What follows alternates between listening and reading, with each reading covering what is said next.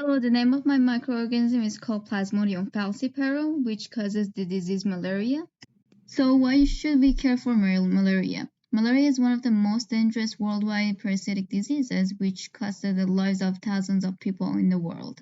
Why is the disease relevant to us in the present day? So malaria causes about 500,000 deaths worldwide estimate, and from 2011, the disease has continuously increased in the United States and is now facing 2,000 cases of malaria every year.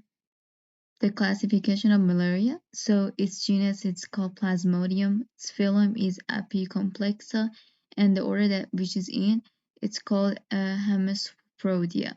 And there are four types of malaria classes, the first one being P. falciparum, which is the most severe one, P. ovale, P. malariae, and P. vivax.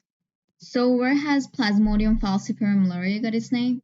So malaria at first was named Oscillariae malariae due to its filamentous shape, and the name was changed as a result of a problem in taxonomy, and so the International Commission of Zoological Nomenclature changed it to the generic name of Plasmodium.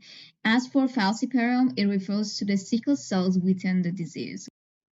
How is the disease spread? So malaria is not communicable, and how it spreads is it basically undergoes a sporogenic cycle where the transfer of parasites happen onto the human.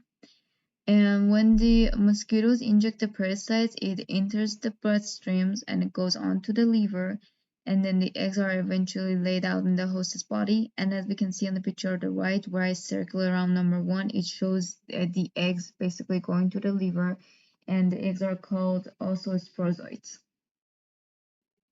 Frequency of occurrence of the disease. So malaria is an endemic disease, meaning it happens within a group of people or an area. And during endemic areas, since there is less productivity at work due to malaria, means less income and higher exposure to malaria. The number of people affected during the time period. So malaria antigens were detected in the 3200 BC in Egypt, and during the 19th century, it was when malaria cases were from 202 million. Diagnosis of malaria.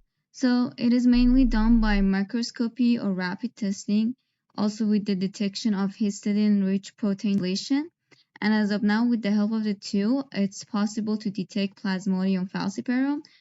Also, detoxification of hemozoin produced by protozoan cells, it became a new diagnostic biomarker. Symptoms and signs of malaria. So the common symptoms of malaria is fevers, chills, and headache, with also the signs of coughing and weakness in the body. So how long would a person have malaria? In a treatment study, it was indicated that once a person has malaria, for it to show no signs of parasites, it would take 42 days of trial. Also, the type of drugs used would also influence on the longevity of the parasite staying in the body. What is the disease pattern of malaria? People who are from endemic regions are more likely to have had malaria. Malaria is always caused by malaria parasite bites, goes through the same cycle as it always does. People of endemic areas at a certain age also are more likely to develop strong immunity to malaria. So where is the malaria originated from? So during the Caesar time, it was thought the swamp areas and its parasites played an important role in the transmission of malaria. And in 1911, it was confirmed that malaria parasites were grown in bats. The treatments and preventions of malaria. So right now, there are no vaccines for it, but there is vector control and chemoprevention for malaria. Virulence of malaria falciparum. So antigens and gene expressions are two components responsible for malaria. The gene VAR causes a protein called P. falciparum erythrocytes membrane protein 1 to get into the red blood cells and cause destruction in the spleen.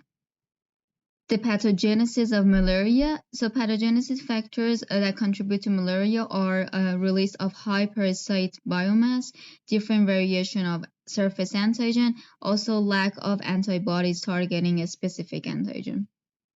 How many have had malaria? So according to my popular article, which gives us a recent estimate case of malaria cases, by the year 2021, malaria cases reached 247 million, and just 242 million of those cases were from endemic countries. So this is the data table for my research article where it shows the data collected from refugees. So from when they were in the endemic countries and now that are in non-endemic country, and whether the imported malaria can be managed. So of the total refugees, 87 of them had the symptoms of malaria upon their arrival to the country, which I circled in blue, and only 68 medical records were collected from them, such as blood tests. And of that 68, only 55 malaria smears were collected, where I circled in purple in the table. The focus of this research article was mainly on people with common symptoms of malaria, as the records were higher, to which it also shows in the data table where I put a red line. But in the end, there were errors with the samples showing false negative and false positive results, since not all data or smears were collected, to where I circled in orange and black. As a result, it was indicated that both medical and laboratory staff needed to be more educated about imported malaria and to understand on how to handle it better, such as like collecting the data and all these smears. And thank you all for watching my presentation.